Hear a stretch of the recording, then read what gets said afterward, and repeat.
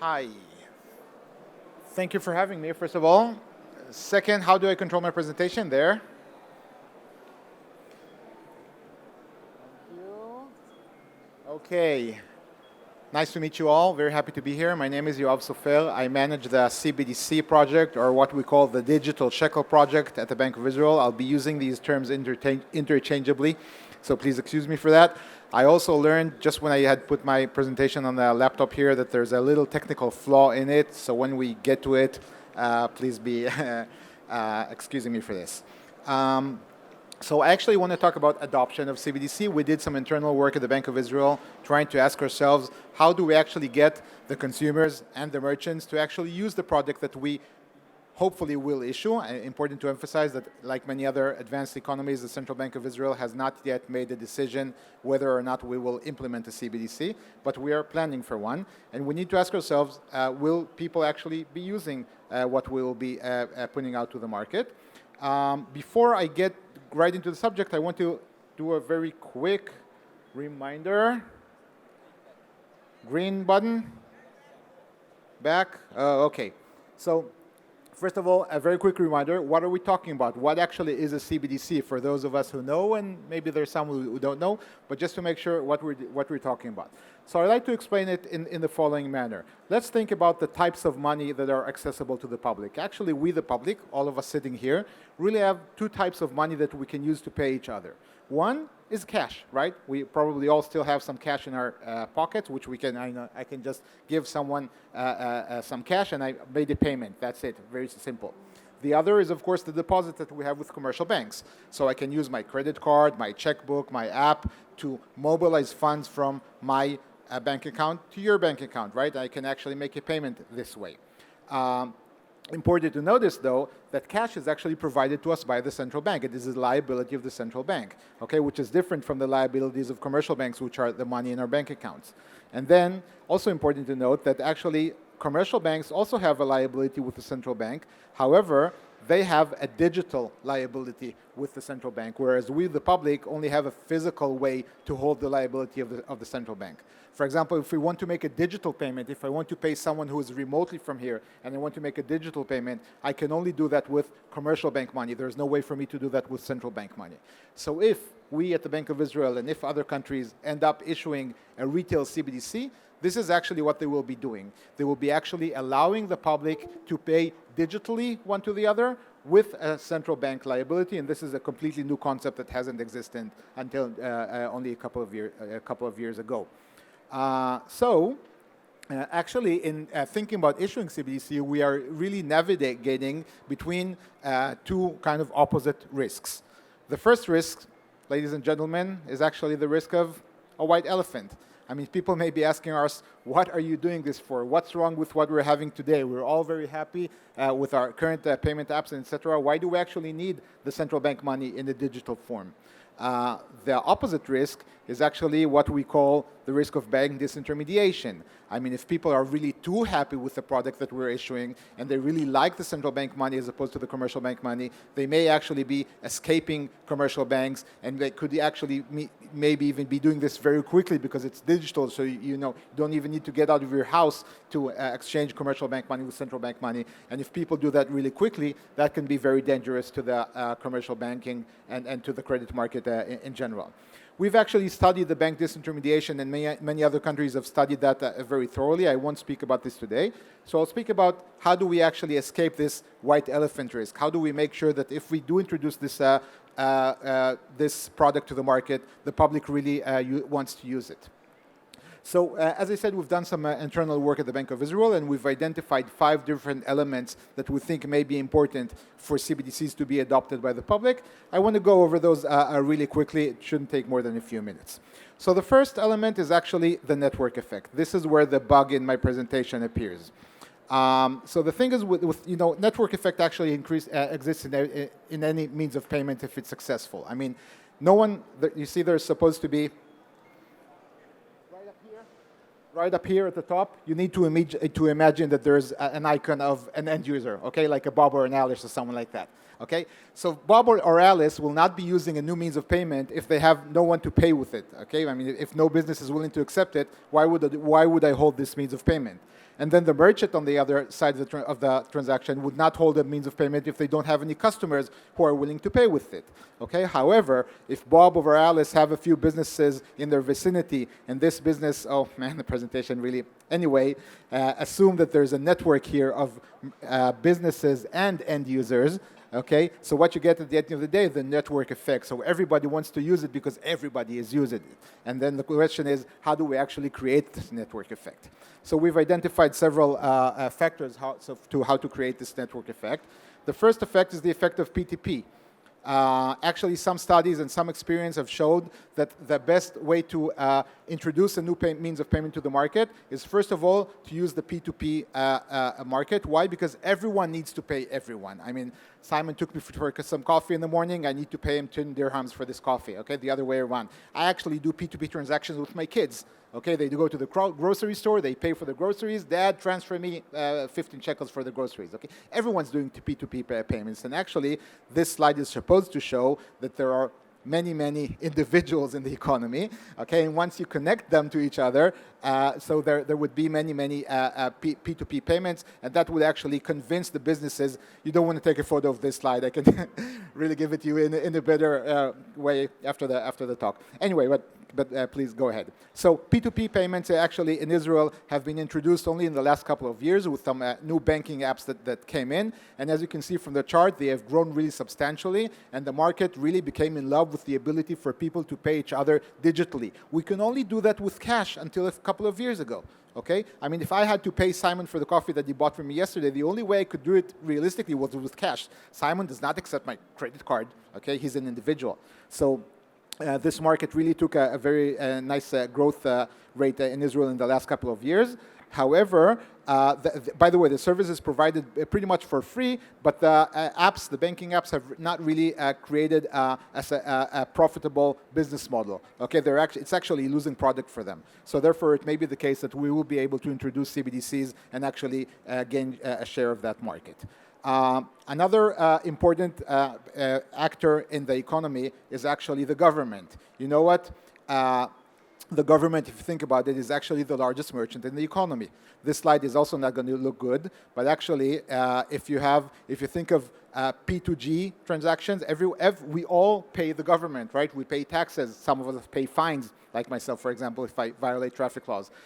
We all get payments for the government one way or the other. We get transfers, for example. Businesses all pay the government. The government actually transacts with everyone's, individual and businesses. So if we get the government to adopt this means of payment, okay, we already did a very big chunk of creating the network effect. Okay, another thing the government could actually do is maybe to mandate both the large financial institutions and perhaps also the large retailers to mandate them to accept this new means of payment, therefore also assisting. You would probably not want to, mandate that on the smallest grocery store. I mean, you want to leave it to their business model. But if some of the businesses or some of the financial institutions are large enough, it may be reasonable to mandate them to accept this means of payment and therefore help in creating the network effect. Other than the network effect, another thing that's very important is, of course, the incentives for merchants. I mean, merchants do something only if it's worthwhile for them financially. Okay, so in terms of costs, it's important that this new means of payment will actually be cheaper for merchants than the other alternatives. This is actually a challenge. For example, in Israel, credit card transaction fees have been decreasing substantially over the last several years. However, they're still not negligible. I mean, 0.8% of your volume is not something to ignore. And by the way, this newly published ECB study actually shows that businesses are also aware of the cost of handling cash. I mean, in cash, the transaction itself is free, right? But the handling, the counting, the preserving, the risk of forgery, etc., is not null, okay? And businesses are aware of that. Another way to try and convince businesses to use the means of payments is if it is innovative and advanced enough to actually, can we go back to presentation mode? Thank you. Okay. So this is actually talking about the operational processes of businesses. For example, if tax payments would be simpler with CBDC because the payment would be digital as per the transaction or something like that, this could also be very attractive for businesses.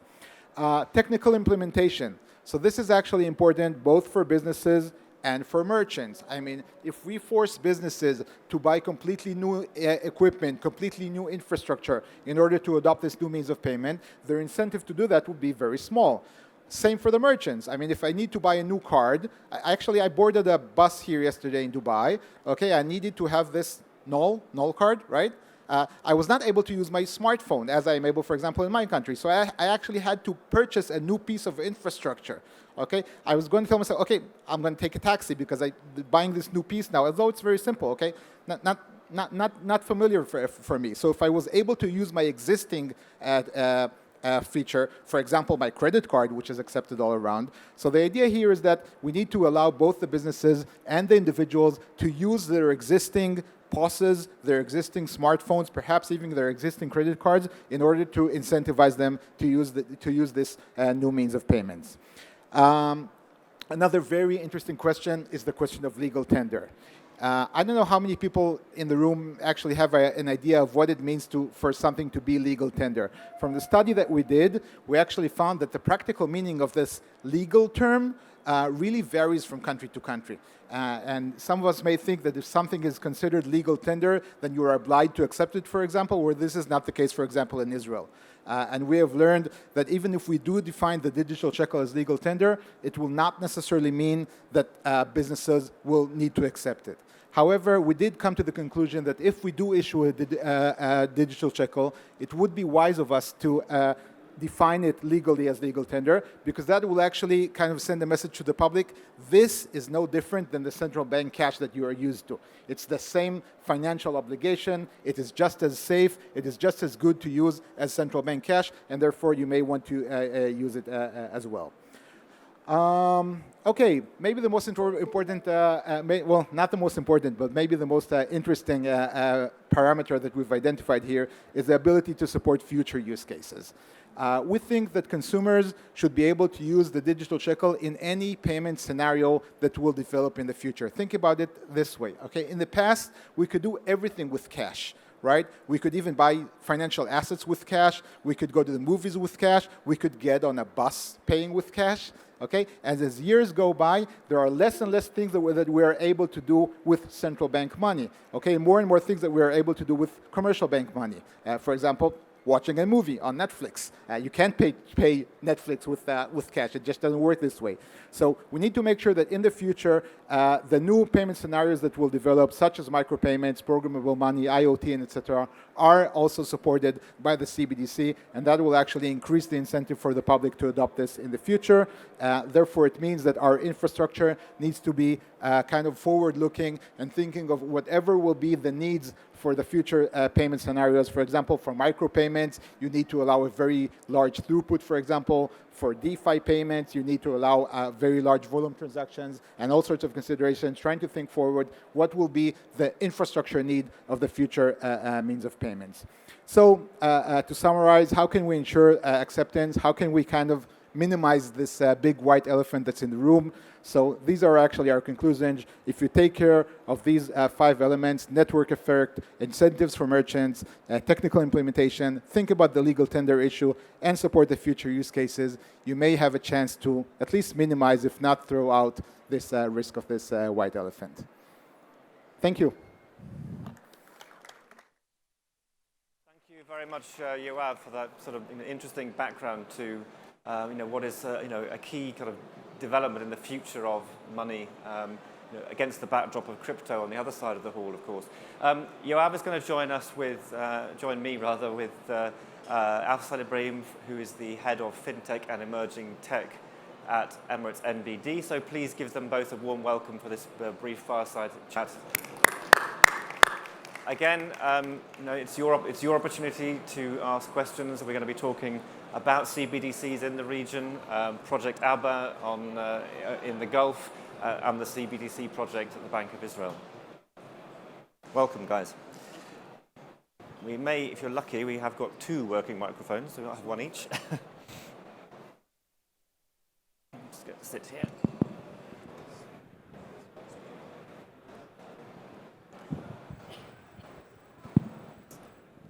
It's an interesting time, isn't it? And I think it's interesting for me to sort of hear about a central bank talking about network effects. You know, when network effects one associates with the likes of Amazon, with Google, you know, sort of driving these ecosystem businesses. You know, clearly, you know, with the increasing complexity within fintech, there's more competition at every part of the value chain, and money is becoming a new competitive, almost like a product. I wonder then, you know, given that sort of backdrop, you know, given that you know the stuff that's happening in the crypto markets over the last couple of years, you know, what are the motivations really for you at the bank? And do you see, you know, where do you see the kind of real opportunity for CBDCs in Israel or further afield? Right. Thank you. 1, 2, 3. Yes. Okay. Yeah, that works. Great. Yeah, it's actually a good question. My presentation moved directly to the adoption question, but you really need to go back and ask yourselves why. We actually published this report back in May 2021, and we identified actually 6 possible motivations. I won't go over them in full, but first of all, you know, first it's the whole concept of, as I explained, allowing the public to pay with central bank money also in the future in the digital economy. And then you need to think about competition. Okay, so you actually, if we think about it, cash is really a competition these days to the financial sector. But as cash becomes less and less relevant, okay, you may need to once again return it to the stage, and also maintain the competition about whatever future means of payments may come, such as, I don't know, global stable coins or whatever that may risk your local financial stability. We're also thinking about innovation, as I explained, you know, future use cases that could be supported by a CBDC. Cross-border transactions are also a very important and interesting factors for all of us in the regions that we come from, I think. So CBDCs may be actually able to support these, and actually both of us have worked in projects where CBDCs are trying to aim to support cross-border transactions better than the financial system does today. For our relevant context, actually, we're also thinking about resilience. So maybe an additional means of payment, an additional payment system would actually increase the resilience of the payment systems in the country in general. You know, there could be all sorts of emergency situations that could actually hamper your payment system, and that could have severe financial effects. We're also thinking about privacy. Cash is completely private, right? So that has good things and bad things, and cash being completely anonymous. Yeah. We may actually be able to design our CBDCs in a manner that will not be as anonymous as cash, but will not actually serve all of our financial data to the financial institutions if we don't want to, as is the case with credit cards today, for example. Also in Israel, we have this government policy to reduce the use of cash, actually, to fight the illicit economy. And if we are able to introduce central bank money in a digital means, it may actually be able to move more of the economy that are currently using physical cash towards the digital economy. So these are the 6, very briefly. Quite a lot. This is just a brief follow-up question.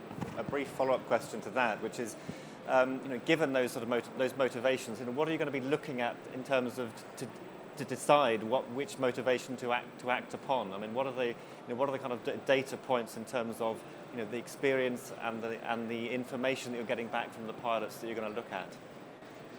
So frankly, I actually think that it's a good thing that we have many motivations to think about, because I don't really see any one of these motivations really making being the one and only one that will actually make us do this thing. So we really need to think of you know, added values from different fields in order to decide to make this very big reform.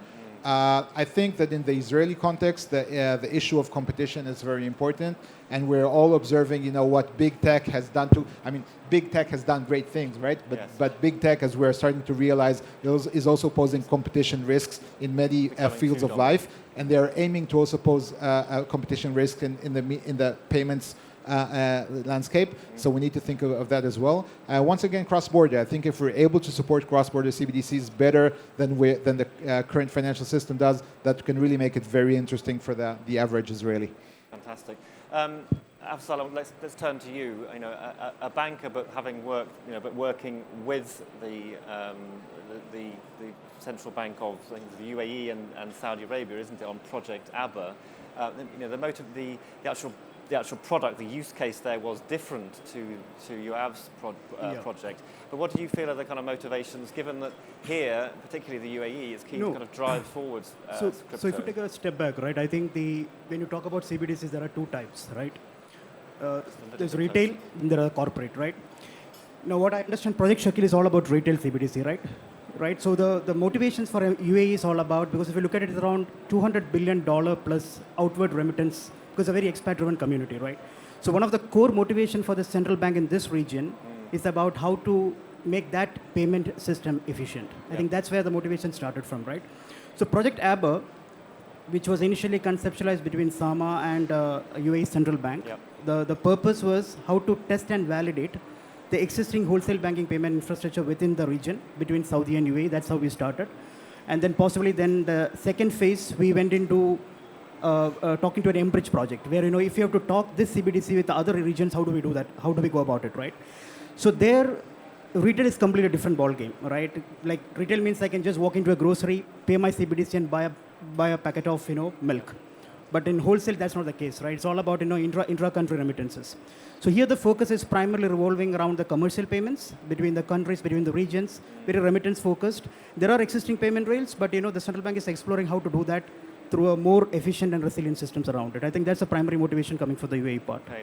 And what's the next phase of it? I think you mentioned that SAMA was sort of slightly less involved, but then now there's talk of collaboration with other regions. So again, right, if you look at it, around 100 plus central banks are working on CBDCs around the world, right? So Aber creating alone by UAE, right, or a CBDC creating by one country will not help, because that will only work from a domestic payment transfer, right? So how to make it interoperable? So if I want to send a money to another jurisdiction like a Hong Kong, or possibly to another country like a Singapore, how do I do that? Because that region doesn't understand Aber. So I think the way it is currently moving here is how to bring that interoperability to the place, right? How can those regions can understand Aber? So if I want to travel to Singapore and I want to make a payment, there, I do not want to convert in my traditional world, what I do, I convert my fiat, right? I need to buy Singapore dollars. But there, how can I use Aber as a currency or a CBDC as a currency to conduct that transaction? So I think the direction currently going is primarily to make that, how to make this, all the CBDCs working across the region a little bit more interoperable, so that, it become a little bit more global in terms of from a use case standpoint. And for you at the bank, I mean, what is the take on CBDC? Is it sort of just adding another layer of complexity, another thing that you have to communicate to customers and end users and the ecosystem as a whole? No, it's a little tricky there, right? Because if you look at the region is focusing on one side, the decentralized part, right? Where the whole cryptocurrency part is getting extremely regulated, right? Wara is coming out of the regulation. The whole adoption of the crypto payments is happening on one side, right? But then the other side, right, the whole CBDC element is also emerging, right? So currently, as we speak, it's a little bit of a conflicting situation, but we're keeping it open on both sides, right? But on the CBDC front, core focus is strengthening the commercial payment space. Because that is one space, because UAE has got a lot of SME-driven company, and there's a lot of commercial payment is still remain one of the strong pain point within the region. So the way the bank and the other banks in the region is seeing here is how can we use CBDC as an instrument, possibly an efficient, resilient instrument, to sort of make the commercial payments effective. So the current focus is primarily on that front, and that's the whole the roadmap. The subsequent roadmap is also phased towards strengthening that part. Retail is something currently we are not focusing. Possibly in the upcoming future it might come, but that's not in the priority now. Yoav, I mean, do you have a comment there on the? Having trouble hearing you guys. Should I move to the middle maybe? And okay, Yoav, do you have a kind of a take on what the banks have been telling you about this? I mean, we were talking yesterday about open banking, weren't we, on stage here? And I think you made the point when we were speaking at some point. Do we really need CBDCs, given that the open banking model, in parts of the world is working quite well? More and more participants are taking part. More and more data is being shared, and so the private sector is actually working at this quite well. What's your view on what the banks are saying? Do they feel there's a real need for this? Do they see that there's an opportunity? Right. So frankly, I must confess that the banks in Israel and the financial sector in Israel in general is still not very much in the discussion regarding CBDC. This is really why we are publishing reports and making events like this, and also in Israel, trying to engage the financial sector into the discussion. The responses that we have gotten are actually, they're kind of twofold. Some are assuming that this is going to happen, and therefore they are asking ourselves, how can we be in the game? Yeah. For example, what can be our role? Some of them actually are thinking that maybe the rails that they have already spread among the economy of the payment rails should be the ones to be actually used on the CBDCs. We're actually seeing this approach, for example, from Visa and MasterCard. They're both having a very vibrant CBDC research and discussion because they're thinking, okay, we want to be the rails of whatever payment means of payment that exists in the future. Others, I must confess, are kind of doubting this whole concept. First of all, telling us, okay, you at the central bank think that you are able to do this cheaper and more efficient for businesses than we can. Okay, let's see how. And this is actually a valid case. You know, why would the public sector be able actually to utilize such an infrastructure at a more efficient way than the commercial sector? What I am hearing also from bankers in closed room, off-record discussion is they're saying, you guys are crazy. If you introduce that, if you allow people to hold funds at the central bank as opposed to the commercial bank, I, as a staff who works at the commercial bank, will be the first to move my funds from the commercial bank to the central bank because I'm aware of the risk of commercial bank money. So you're really getting reactions, all across the spectrum of the discussion. We must draw it to a close in a minute. I can take one question if we have anybody from the audience. We come back in a year's time. Obviously, the crypto story is yet to play out. CBDCs, in some shape or form, are coming. Nigeria has the e-naira already. Other markets are doing the same. El Salvador switched to Bitcoin to run its money. Where do you think we'll be when we're back here in a year's time with regard to the sort of the CBDC agenda? What will we see, or what's the next? I think both will coexist, right? The crypto world, you cannot just move away, so it will coexist. But I think CBDC will become a little bit more because one of the elements is happening now is a lot of banks are creating their own coins, right? Their own tokenized form of value, right? And this is getting a little interesting. So I think one of the elements that is happening is the central bank digital currencies are getting a little bit more compatible with these kind of value systems. So there is a lot of work is happening at this particular space. And I think you will see a lot of interoperability between the banks, commercial banks, and central bank, considering this as another form of value transfer mechanism, right? So that will get them a little bit more mature. Yeah, crypto is something we need to wait and see that how it will get adopted, right? But we'll have to wait and see. You have kind of competition with crypto. The next phase for the key projects that you're working on at the bank. Yeah, frankly, I for myself don't really see CBDCs as competing with crypto. I think crypto hasn't really, I hope it's legitimate to say this in this room, but I think crypto hasn't really proved Maybe not on that stage. Crypto is, of course, is fascinating, but I think crypto hasn't really proved its use case as a means of payment, at least so far. And CBDC is first and foremost a means of payment. So I actually do see the concept of CBDC is actually competing with what the commercial banking and the commercial payment systems have been operating so far. And hopefully, the fact that we are thinking of innovative options will actually also push the financial sector to try and innovate further. And at the end of the day, we will have the public able to do convenient and fascinating and efficient payment transactions with central bank money and with commercial bank money upon their choice, as we did just until a few years ago. Right, we would be entering a restaurant, we could choose if we want to pay with central bank money or commercial bank money. They were both just as viable. Hopefully, we can keep both of these alternatives for the project in the future. Great. So, we've got a lot to hope for. And at the industry level, it's an exciting time. As a consumer, life's going to get a whole lot more complicated. Gentlemen, thank you very, very much. Please give a warm hand to Yoav and to Afsal for joining us now. Thank you.